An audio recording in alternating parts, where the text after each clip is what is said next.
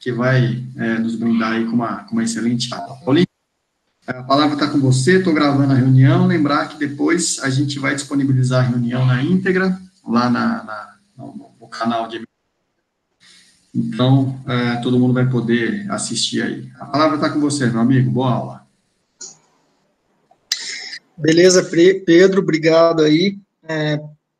Então, meu nome é Paulo, eu me formei na Santa Casa, fiz clínica médica aí, oncologia no ICESP, e hoje exerço a função de oncologista clínico, trabalho também no pronto-socorro central, sou médico assistente, e o que você falou é verdade, Pedro, a gente tem visto, e cada vez vai ver mais pacientes procurarem o pronto-socorro com efeitos adversos de tratamentos oncológicos.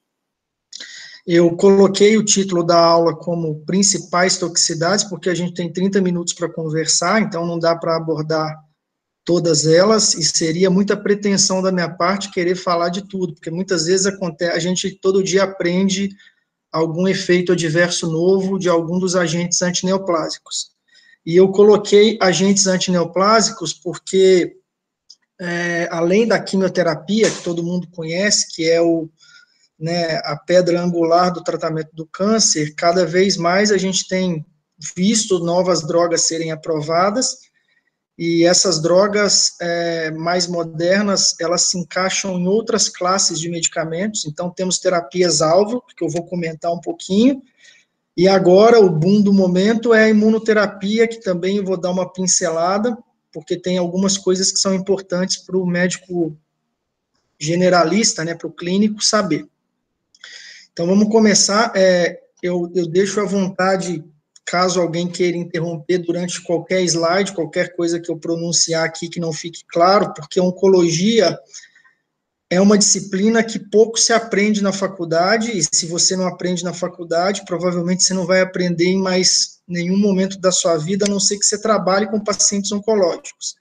Diferentemente da cardiologia, da nefrologia, da pneuma, etc., que você tem uma noção boa durante a faculdade, a onco, infelizmente, ainda tem muito pouco espaço na grade curricular, e isso faz com que o médico generalista saia da faculdade com noções, muitas vezes, insuficientes, E, como eu já chamei a atenção no começo da nossa discussão, o câncer tende a ser a doença, que vai mais matar em pouco tempo, em alguns países já e acho que necessariamente essa importância dentro das grades das universidades vai ter que se modificar para que o generalista saia com uma noção melhor do que sai hoje em dia. Então vamos lá, vamos começar a apresentação.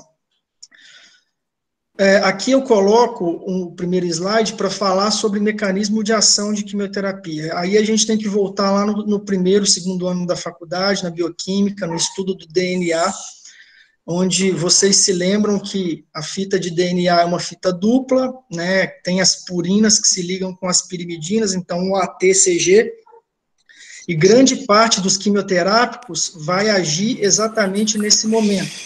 E o mecanismo de ação, ele varia, ele depende muito do agente que vai ser utilizado. Existe a possibilidade de se fazer uma troca de radicais, então a quimioterapia mimetizar, por exemplo, alguma dessas bases nitrogenadas, instabilizar o DNA, e em suma, o que todos fazem é levar a uma instabilidade genômica, fazendo com que a célula entre em apoptose e venha a morrer. Tá certo? Desculpa, vocês estão me ouvindo? Vocês estão me ouvindo?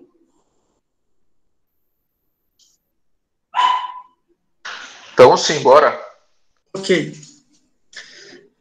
Então, vamos lá. Aí, eu coloquei aqui um desenho, então, das fases do ciclo celular.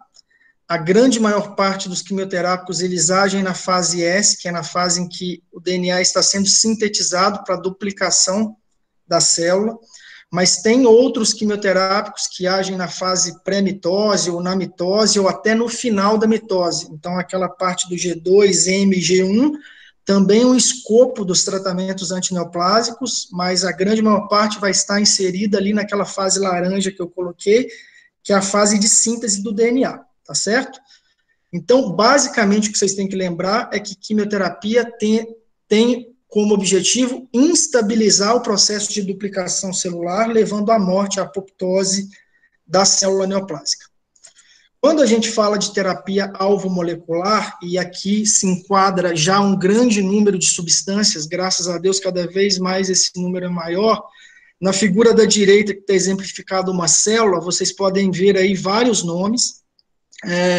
A maior parte dessas moléculas tem ação inibindo a tirosina quinase. Então, para vocês se lembrarem, a tirosina quinase é uma enzima que leva à fosforilação. Então, uma substância que vai levar ao crescimento celular, vai se ligar no seu receptor.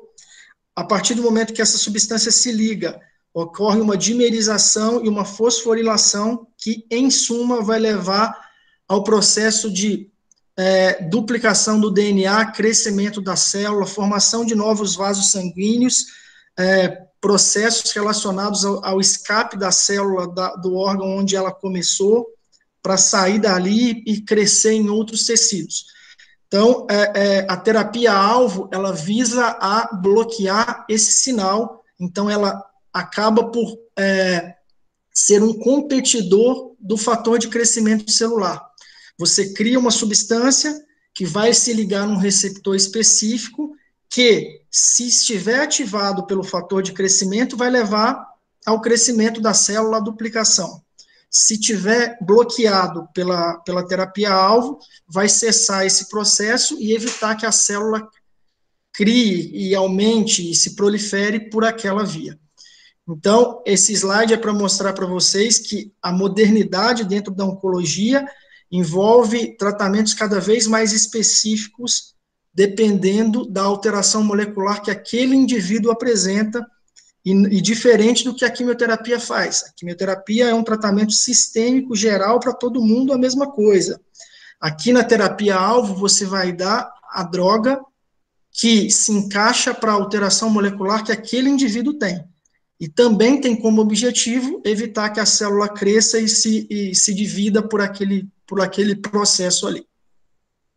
Por fim, eu coloco um slide aqui para falar de imunoterapia, que é a moda atual dentro da oncologia. O que é a imunoterapia? A imunoterapia é um tratamento que visa a estimular o sistema imunológico do próprio indivíduo para ele combater a infecção. O tumor. Então, pensa que toda a sinalização da célula de defesa com a célula tumoral se faz através de receptores e de substâncias que são produzidas tanto pela célula de defesa quanto pelo tumor. Na figura da esquerda, vocês veem uma interação entre o PDL1, que é uma substância que o tumor expressa, e o PD1, que é uma substância que a célula T do hospedeiro expressa. Quando ocorre essa ligação, o tumor emite um sinal para a célula imune que freia o processo de ataque, o processo de guerrilha que o nosso sistema imune tem contra a célula tumoral. Então, o que os cientistas pensaram? Se a gente conseguir bloquear esse processo, eu deixo o meu sistema imunológico ativado e, com isso, eu consigo combater a neoplasia. Então, os anti-PD1 e os anti-PDL1, que estão mostrados na figura da direita, fazem exatamente isso. É como se eu tirasse o freio do meu sistema imunológico.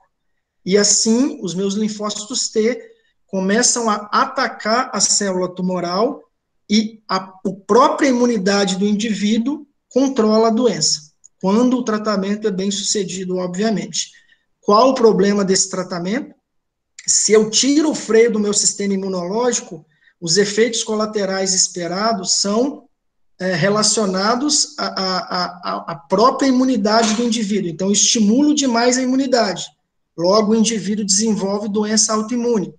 Tiroidites, hepatites, pneumonites, nefrites, colites, todas as ites que vocês quiserem pensar, podem acontecer com esse tratamento, tá bom?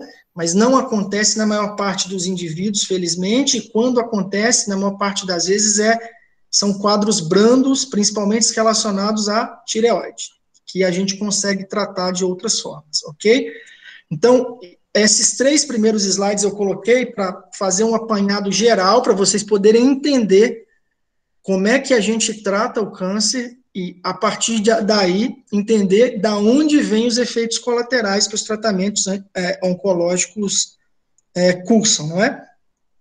O primeiro desses efeitos colaterais que eu quero comentar é náusea e vômito, porque talvez seja o efeito colateral mais comum e que todo mundo já se deparou em algum momento da sua vida. Então, náusea e vômito tem a classificação, que pode ser uma náusea e vômito aguda, ou seja, aquela que ocorre imediatamente após a infusão da quimioterapia, normalmente 1 hora após.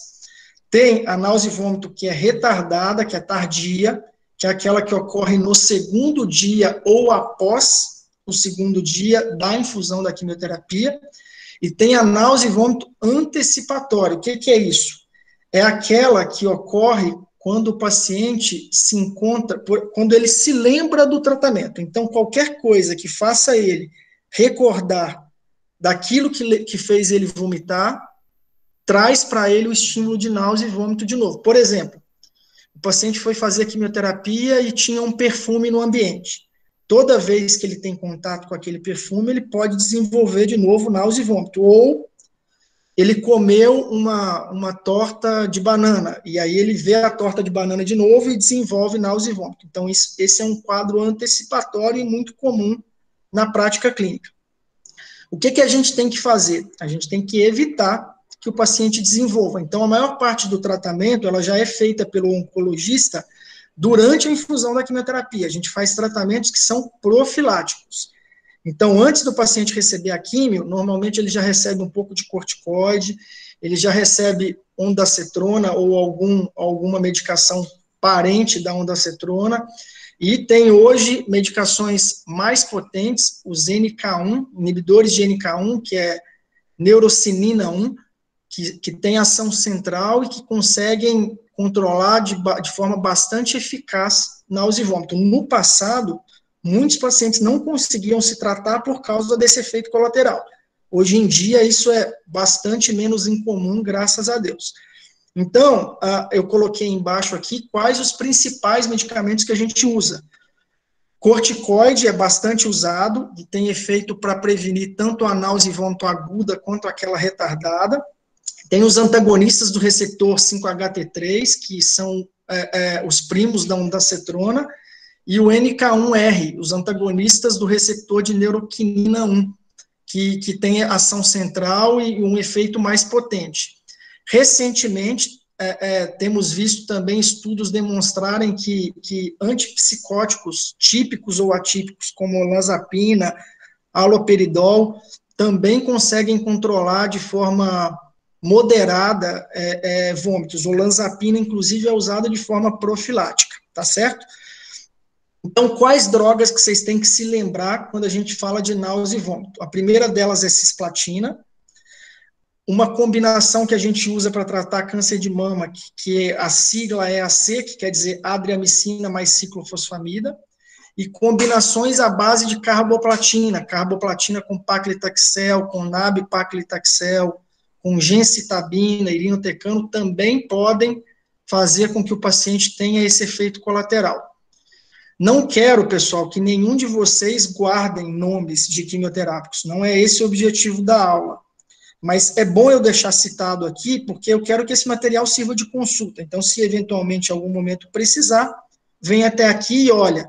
E no final eu deixei 2 sites que vocês vão poder consultar sempre que for necessário, e lá vocês vão ver as bulas das medicações, bulas confiáveis, que vão ajudar a entender se o efeito colateral pode ser da medicação ou não. Como é que a gente trata isso? Então, aqui nessa figura que eu coloquei à direita, exemplifica mais ou menos o processo de náusea e vômito.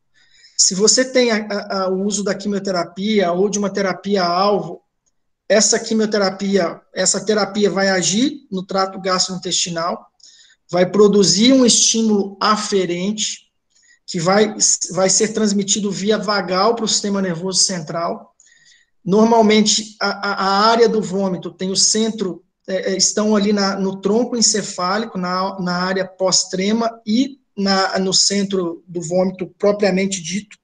Nessas regiões, nós temos receptores 5-HT3, NK1, receptores de dopamina, que são receptores que vão ser ligados pela serotonina, pela substância negra e pela dopamina. E a partir daí, vai desencadear o efeito, o reflexo do vômito, fazendo com que o diafragma comprima e levando o paciente à sensação desagradável que é de vomitar. Como é que a gente trata? Se o paciente estiver em quimioterapia, o ideal é que você aumente o tempo de infusão ou até suspenda, dependendo do grau. Você vai hidratar o paciente, se ele já estiver desidratado, se ele estiver vomitando em casa e chegar, né, com a volemia baixa no pronto-socorro, vai repor eletrólitos conforme necessidade. Em alguns casos, é necessário fazer até analgesia, porque o paciente pode ter dor secundária a isso. Eu coloquei aqui como medicações posologias possíveis de utilização.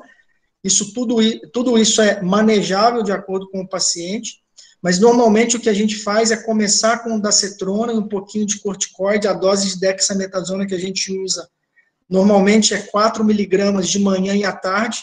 Eu sempre bato na tecla para não prescrever o corticoide 2 vezes ao dia ou de 12 em 12 horas, porque senão o paciente vai necessariamente receber a dexametasona à noite e receber o corticoide à noite, não dorme, e aí vira aquele ciclo vicioso que a gente está acostumado a ver. Então, uma posologia relativamente tranquila de ser feita é você colocar 4 miligramas às 8 da manhã, 4 miligramas às 16 horas.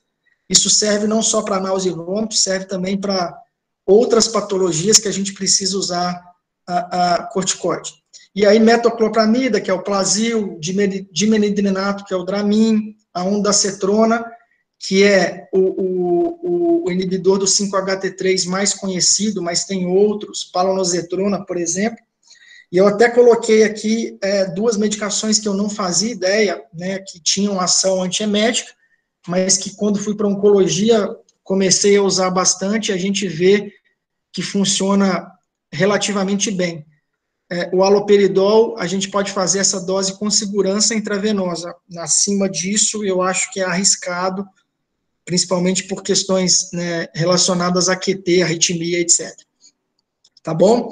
Então, acho que é isso. Eu comentei lá de náusea e vômito antecipatório, um tratamento que a gente faz é benzodiazepínico. Então, 2 dias antes da quimioterapia, você começa ali com um pouquinho de Rivotril, de clonazepam, de lorazepam, bromazepam, qualquer benzodiazepínico que você prefira utilizar, e faz uma dose baixa, profilática, para que o paciente não tenha a náusea e vômito antecipatória, que é aquela que eu disse para vocês que acontece quando ele tem algum fator que faça ele lembrar da quimioterapia, ok?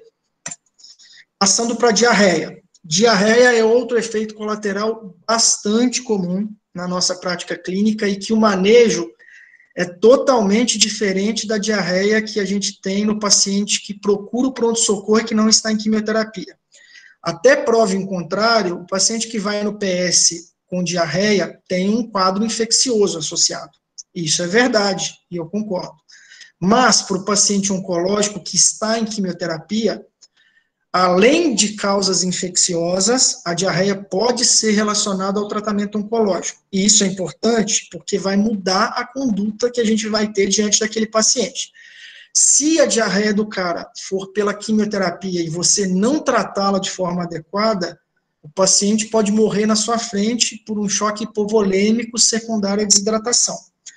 Então, a quimioterapia pode fazer diarreia por qualquer um desses mecanismos que eu coloquei aqui, secretório, osmótico, aumento de motilidade, imunomediada, quando a causa é imunoterapia, qualquer causa é possível, mas a nossa conduta frente da diarreia não vai mudar.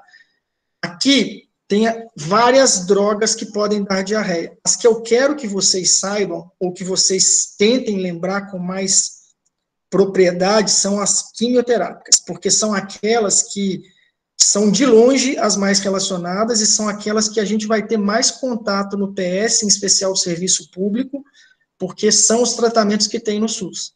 Então, 5-fluoracil, que junto com o irinotecano são de longe os principais. A capecitabina ou xeloda é um comprimido similar, primo do 5-fluoracil, que também pode causar diarreia. Mas 2 nomes que eu quero que vocês guardem é irinotecano e 5-fluoracil, tá certo? Se o paciente estiver usando um desses 2 e chegar com diarreia, a grande possibilidade é que seja relacionado ao tratamento, ok? Como é que a gente trata?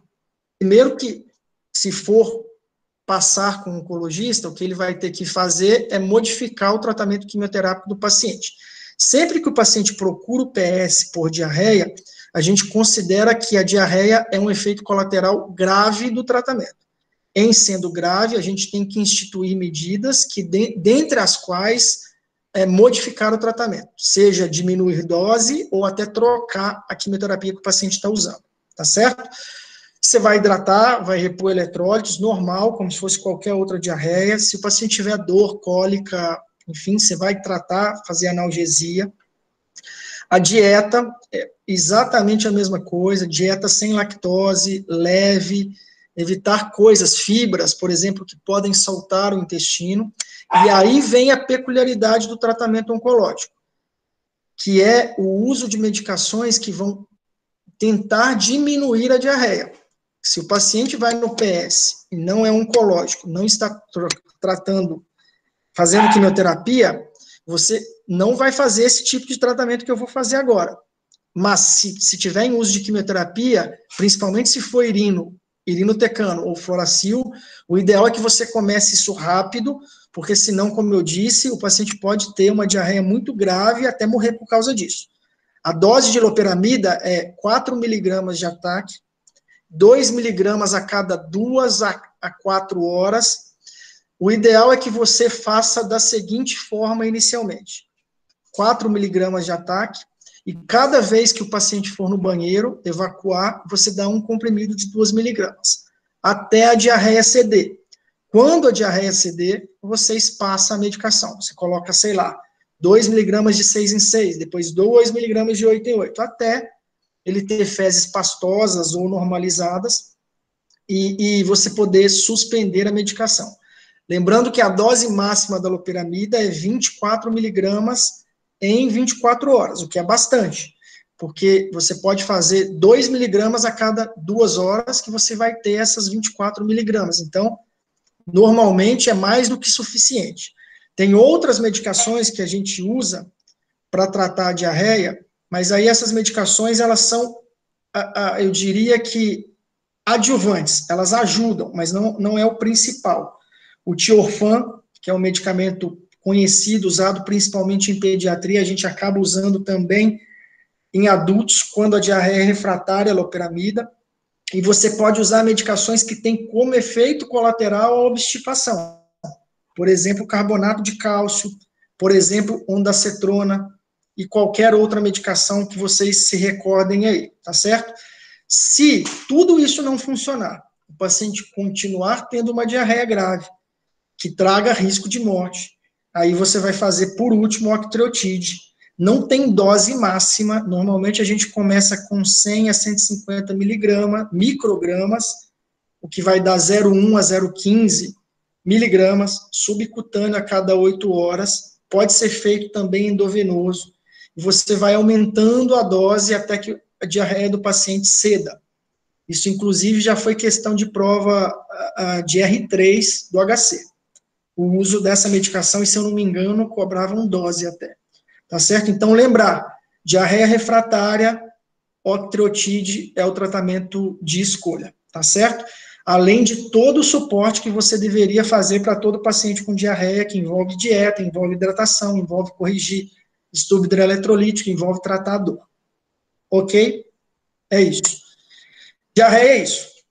Então, vamos passar agora para a toxicidade cutânea, que também é bastante comum a gente ver no pronto-socorro.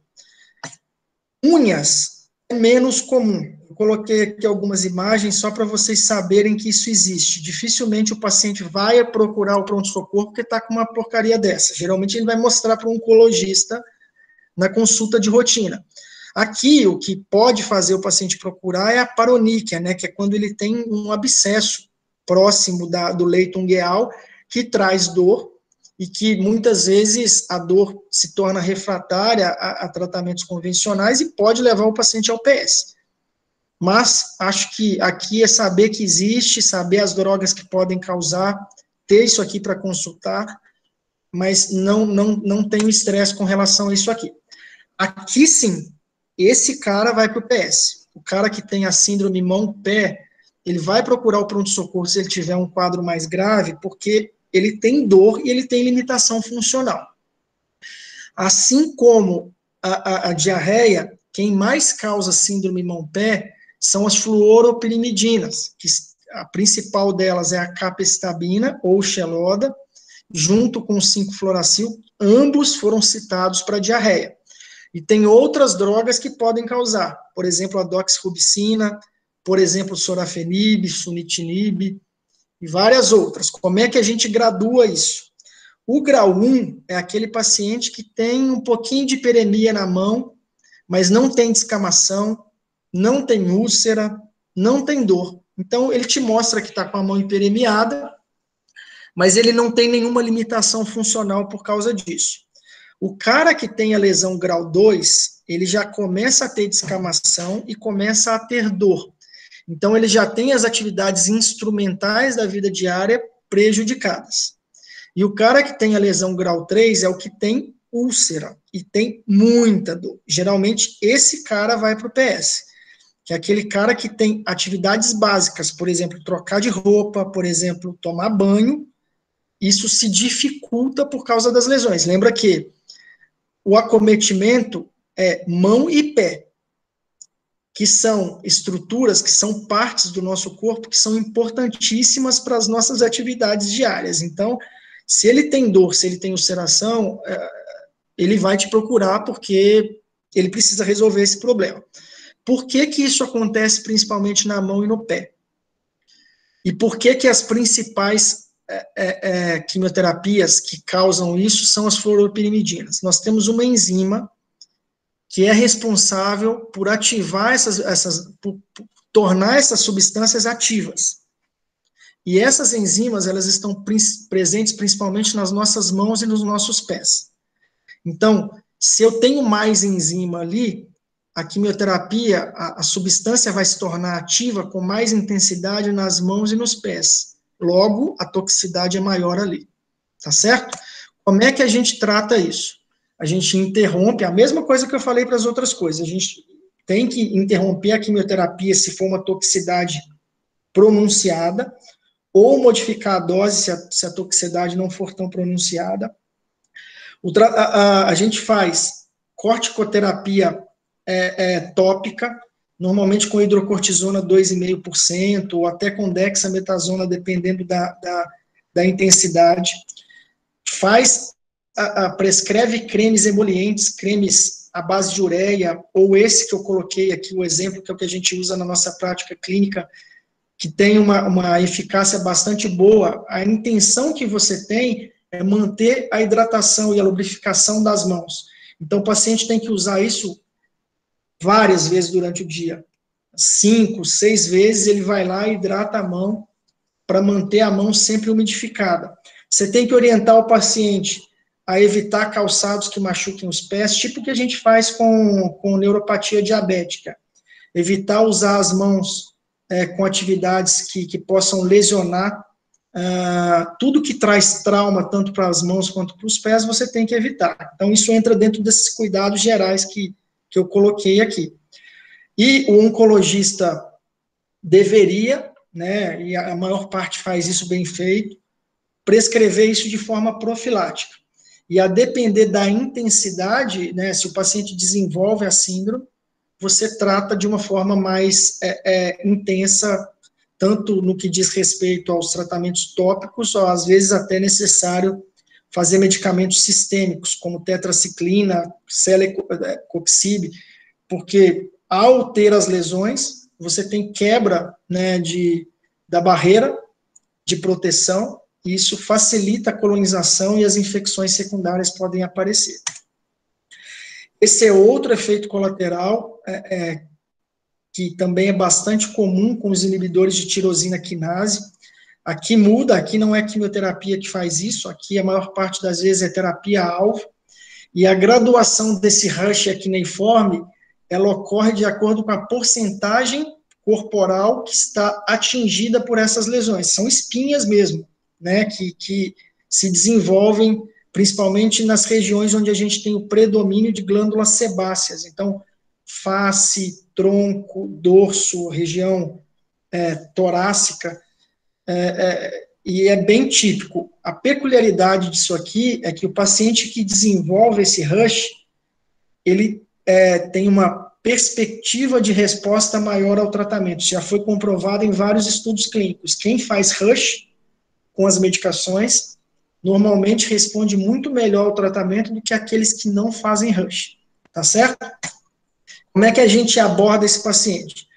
O tratamento aqui é com alguma antibiótico à base de tetraciclina. O que a gente mais usa na prática clínica é a doxiciclina, profilaticamente por 6 semanas. E por que 6 semanas é o número mágico? Porque normalmente, quando o rush vai se desenvolver, ele se desenvolve nos primeiros dias após o início do tratamento. Depois de 6 semanas, a incidência diminui bastante. Então, se o paciente não desenvolve, a partir do dia que ele começa a medicação, o antineoplásico, ele começa também a doxiciclina, e a gente tende a manter isso por 6 semanas. A gente pode fazer corticoide tópico na face, no tronco, de forma profilática, tem que orientar os pacientes a usar protetor solar, a evitar a exposição ao sol, porque isso pode piorar o surgimento dessas lesões e até deixar com manchas na pele depois que podem persistir por anos, tá bom? E se a gente estiver fazendo o tratamento profilático e o paciente desenvolver o rush mesmo assim, aí a gente é mais agressivo. Então, se o rush é leve, 10 a 30% de acometimento da pele, a gente vai fazer gel de hidrocortisona ou gel de antibiótico como clindamicina e a gente mantém o tratamento antineoplásico. Porque lembra, eu disse para vocês, quem tem o rush está respondendo bem na maior parte das vezes, então a gente tenta manter o tratamento. Se ele tem um rush moderado, que é aquele que oscila de 30% a 50%, a gente faz as medidas do leve e associa a doxiciclina mesmo depois de 6 semanas de uso profilático, ou se for nas primeiras 6 semanas e ele não estiver usando. E se for grave, a gente faz todas as medidas do leve e do moderado e faz corticoide ou oral ou intravenoso, com o objetivo de frear, de ter ação anti-inflamatória mais pronunciada, e colocamos também antibiótico endovenoso, porque a chance de superinfecção bacteriana aumenta de forma considerável, e não raro esses pacientes desenvolvem sepse de foco cutânea aí. E nesses casos a gente suspende ou de forma temporária ou até de forma contínua, dependendo da gravidade do acometimento, o tratamento antineoplásico. Mucosite, eu acho que de todos que eu falei, é o que a gente mais tem experiência, né? O clínico tem mais experiência na prática clínica, porque eu acho que é mais comum, a gente vê mais no PS. Então, mucosite é uma lesão de mucosa. Uma coisa que eu gostaria que vocês pensassem é que da boca, né, do lábio até a mucosa anal, tudo isso todo o trato gastrointestinal é recoberto por mucosa. Então, você pode ter mucosite desde a boca até o ânus. Idealmente, todo paciente que chega no pronto-socorro e que tem febre, o ideal é você examinar a boca e examinar a região perianal. Isso aí também, para os residentes, é outra questão de prova possível, e eu já vi isso ser cobrado. Faz parte do exame da neutropenia febril, por exemplo, examinar a região perianal do paciente, porque lá tem mucosa e o paciente pode ter mucosite ali, ou pode ter um abscesso perianal, alguma coisa nesse sentido. E sempre que ele tem mucosite, a barreira é rompida. E se a barreira é rompida, você aumenta a chance de infecção. a maior parte das infecções, pasmem vocês, é por fungo. É a famosa monilha oral que a gente vê. Não raramente, o paciente que tem monilha oral tem também monilha esofágica. E não raramente, o paciente que tem monilha esofágica pode ter herpes esofágico. Então, sempre que você quebra a barreira, você aumenta a chance de infecções oportunistas, que podem ser fúngicas, virais ou até bacterianas, tá certo? Aqui eu coloquei a graduação, eu acho que é importante saber que todo paciente que tem dor grave, que tem uma dor importante com mucosite, é um paciente que tem uma mucosite grave, e esse paciente merece um tratamento apropriado para a sua condição, e se tiver febre, a associação de um tratamento para gram positivo no tratamento inicial da neutropenia febril. Ok? Como é que a gente trata? Mesma coisa, dieta leve, você deve evitar alimentos secos, alimentos duros, alimentos ácidos, alimentos salgados, porque isso pode piorar a sensação que o paciente experimenta quando tem mucosite. Cuidados orais de rotina, então remover dentadura do paciente, fazer uma limpeza atraumática, essa limpeza pode ser feita com algodão, pode ser feita com uma escova de dente macia, com as cerdas macia, pode ser feita com enxágue bucal pobre em sal e pobre em bicarbonato, porque isso pode piorar também a sensação que o paciente tem. Aqui eu coloquei um exemplo de como você pode fazer uma solução para o paciente fazer um enxágue bucal. Então, uma colher de sal, uma colher de sopa, aquela média, né? Uma colher de bicarbonato e 1 litro de água. Você pede para o paciente fazer o bochecho e cuspir, tá certo? Ele pode fazer isso de 10 em 10 minutos, se ele quiser.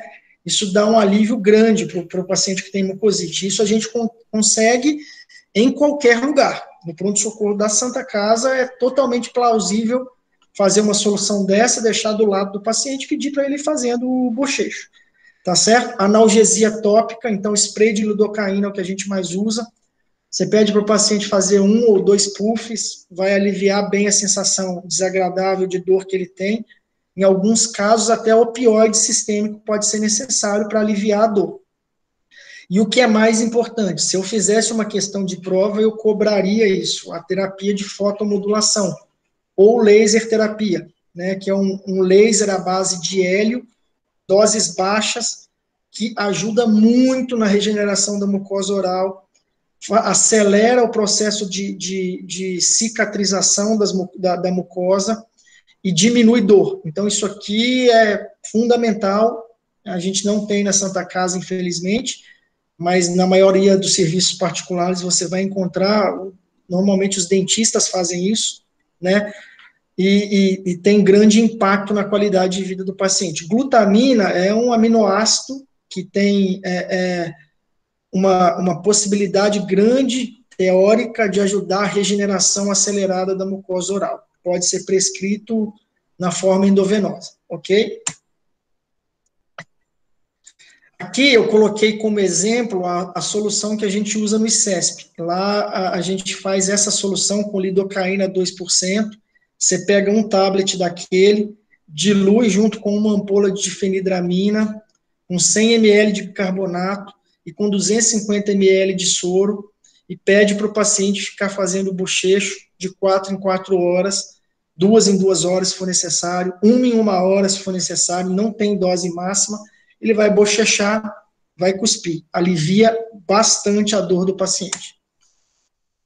Toxicidade medular, assim, pessoal, eu coloquei 2 slides, eu não vejo motivo da gente ficar discutindo isso aqui daria várias aulas falar só disso aqui. Então, é lembrar que a quimioterapia, ela pode diminuir todas as séries vermelhas, série branca, e pode diminuir plaqueta, e o paciente pode chegar anêmico, pode chegar plaquetopênico, pode chegar neutropênico, e a causa disso, muitas vezes, é a quimioterapia. Neutropenia febril, só para lembrar, um slide, quando o paciente tem febre, a definição de febre, ela muda de uma fonte para outra, mas eu considero 37,8, tem lugar que considera 38, tem lugar que considera 38,3, mais a presença de menos do que 500 neutrófilos, ou 1.000 com tendência de queda nas próximas 48 horas. A principal coisa é calcular o score de MASC. Isso você faz na hora, você não precisa de nenhum exame complementar. Você vai ver se o paciente é de alto risco ou de baixo risco.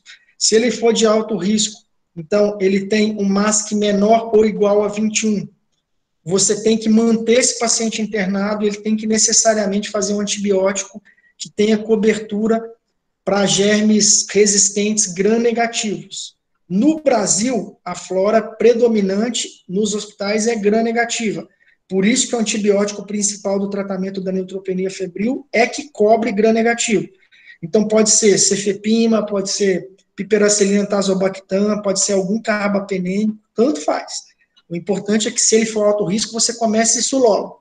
Se ele for baixo risco, você poderia, teoricamente, até deshospitalizar e tratar em casa. E a combinação de antibióticos que a gente usa é ciprofloxacino com clavulin, com amoxicilina e clavulanato.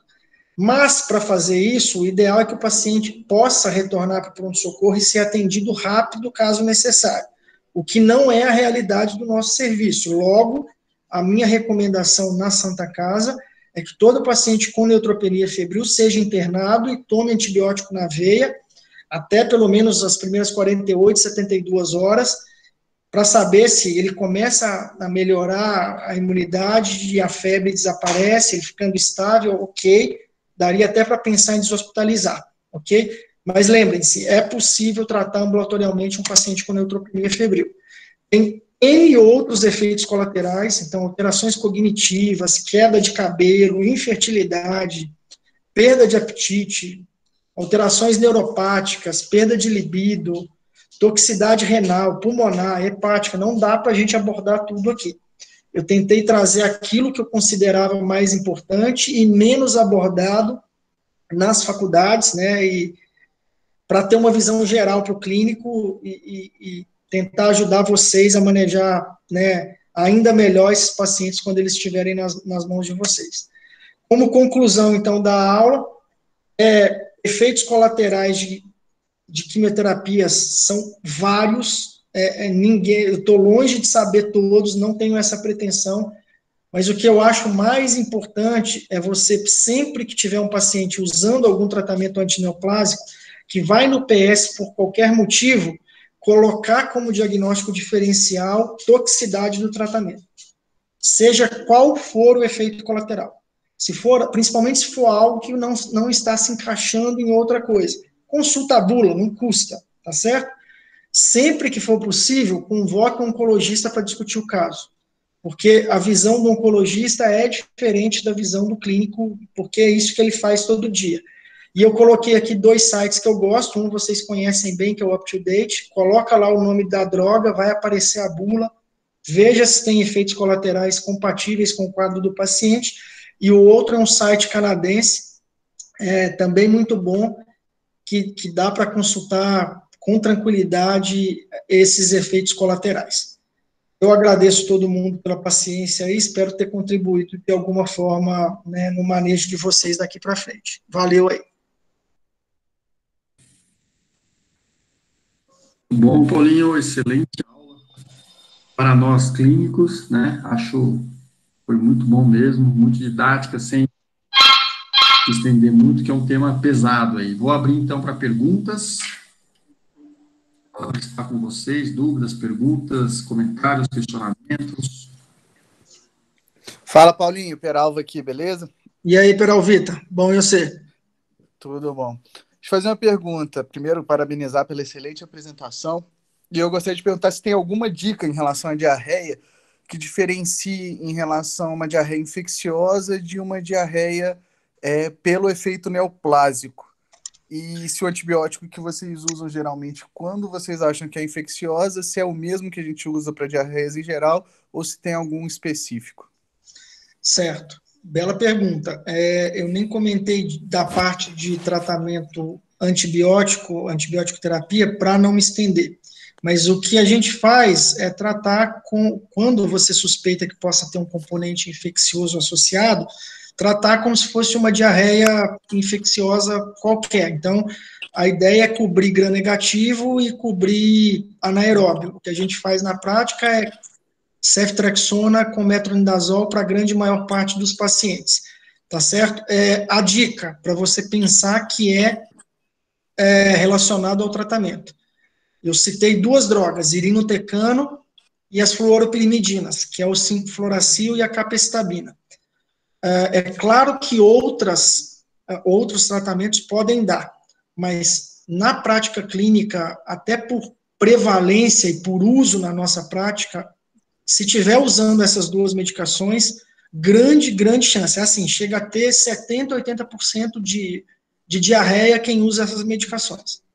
Então, sugestão, entre com antibiótico se você tiver dúvida, não esqueça de investigar, eu acho que é importante lembrar, pedir coprocultura, pedir PPF, pedir ameba, giardia, lembrar que o paciente oncológico é imunodeprimido, ele pode ter colite pseudomembranosa com mais frequência do que os pacientes não oncológicos, então lembrar de pedir as toxinas ou o DNA do Clostridium, e entra com o Rocephin endovenoso e o metronidazol oral, porque aí você já estaria cobrindo, se for a colite, você vai estar cobrindo colite pseudomembranosa, e não esquece de dar loperamida, porque senão esse paciente pode desenvolver uma ira ou até um choque hipovolêmico na sua frente.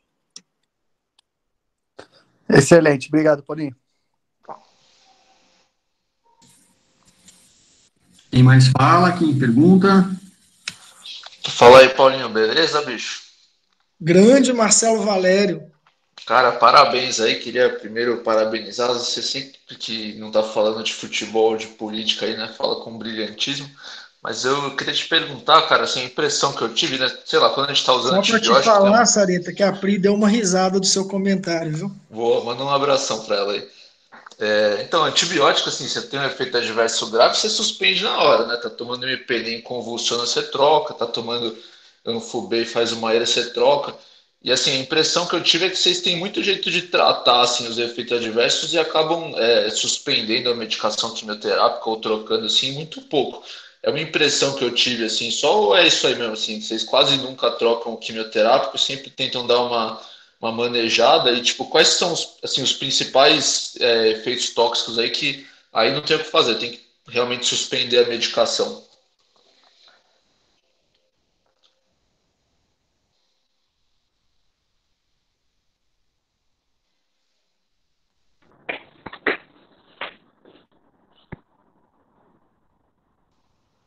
Deu ruim aí? Você foi elogiar o Paulinho, ó, que deu problema, ele travou a internet dele. Não está acostumado. Coitado, né? Tá sofrendo aí, Cruzeiro quase na Série C, né, cara? Acho que ele é o fantasma da Série C, né? Ele vai tentar voltar aí pelo ar, ele deve estar sem o microfone. Acho que foi o Messias que me derrubou. Vai lá, Sareta. Desculpa, cara. Tô mandando aqui que tu caiu aqui no Cruzeiro.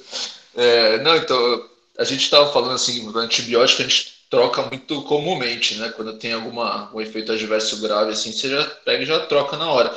E a impressão que eu tive, assim, que você falando dos quimioterápicos, é sempre tentar um tratamento clínico para os principais efeitos adversos e acaba trocando ou suspendendo o quimioterápico muito pouco.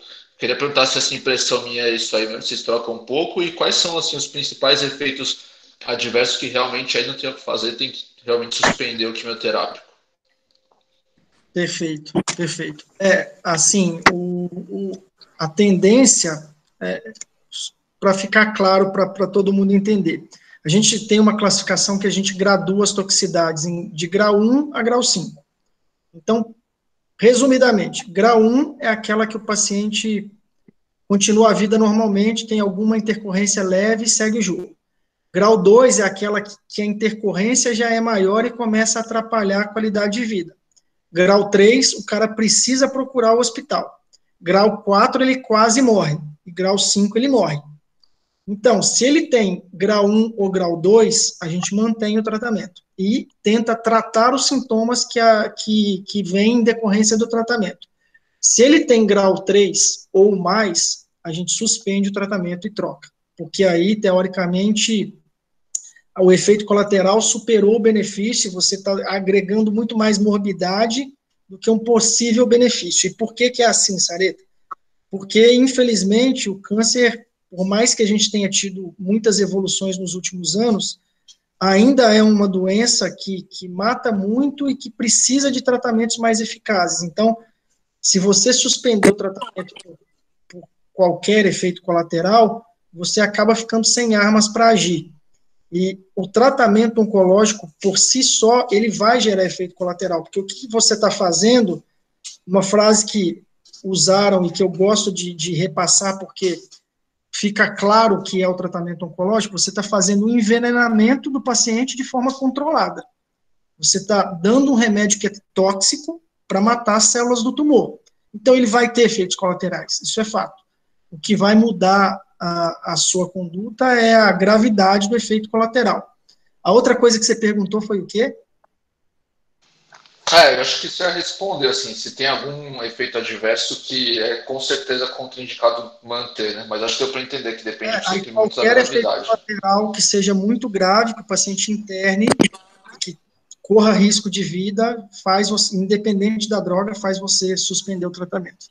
Boa, espetacular aí, parabéns de novo.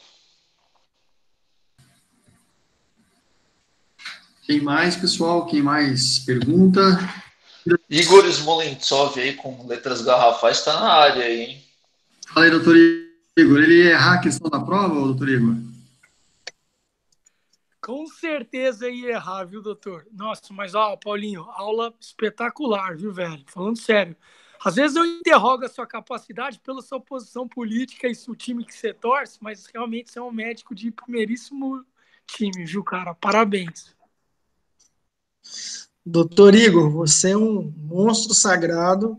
Só lembrando que eu não estou de lado nenhum na política, mas meu time hoje, infelizmente, é o Cruzeiro, então você está certo nessa parte. Gente, parabéns, viu? Mais alguma pergunta? Um outro detalhe aí, não sei se vocês viram aí a varandona gourmet gigantesca aí atrás do Paulo Funça aí. O cara tá morando numa mansão nova aí, inclusive já ofereceu a casa aí pro próximo churras da firma aí. Parabéns. Boa. Isso era o mínimo, né, que ele podia oferecer. Meu AP é E pequeno, mas nós vamos fazer um churrasco aqui, eu prometo. Uma coisa, a casa do Funça eu acho que tem que ser, mas quem que é os dois clássicos do pronto-socorro? Pedro Veronese e Marcelo Valério. Tem que ser numa dessas casas, tem que ter também. a minha pode ser sem problema nenhum. O problema é que, dependendo do número de convidados, a gente vai ter que fazer, vai ter que amontoar no hall de entrada aqui do elevador, né? Então vai ser na do Valério, doutor. Ah, pode ser também, mas a minha você já teve lá, né? Tem 40 metros quadrados aí. Se a gente levar 40 pessoas, cada um fica no seu quadrado ali, fica tudo bem. Eu só quero fazer um adendo que o doutor Igor Smolentsov é o maior sheik que a Santa Casa já viu, e que a casa dele em Araçatuba pega 2 quarteirões e você passa de um para o outro uma ponte. Gente, isso é mentira, eu sou do gueto. Um abraço. Vamos marcar o churras da firma. Pessoal, só lembrando então, para finalizar aqui, eu acho que a coisa mais bacana desse pronto-socorro é o clima amistoso, de amizade de todos, né? Isso é o que diferencia, acho que a Santa Casa do resto dos hospitais e escolas por aí afora, né? Que todos nós frequentamos e muito, então isso é muito legal. Queria parabenizar mais uma vez o Paulinho, já é a segunda sensacional aula que ele dá para a gente, né?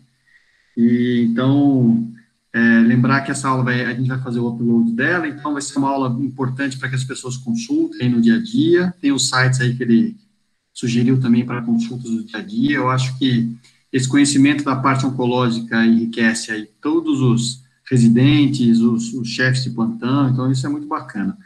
E lembrar que daqui 15 dias o tema vai ser sobre cuidados paliativos, né? Falando muito de oncologia hoje, mas cuidados paliativos também é um tema bastante importante. Doutor Afonso Xavier vai falar conosco, então eu acho que é isso. Paulinho, encerra aí e boa semana, excelente semana a todos, muita saúde, paz aí a todos. Encerra aí, meu amigo.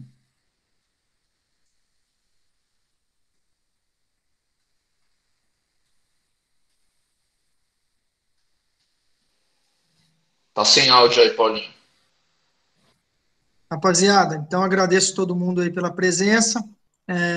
Prazer enorme poder falar com vocês e sempre que precisarem de alguma coisa, estou à disposição aí. Valeu, abraço, boa semana para todo mundo.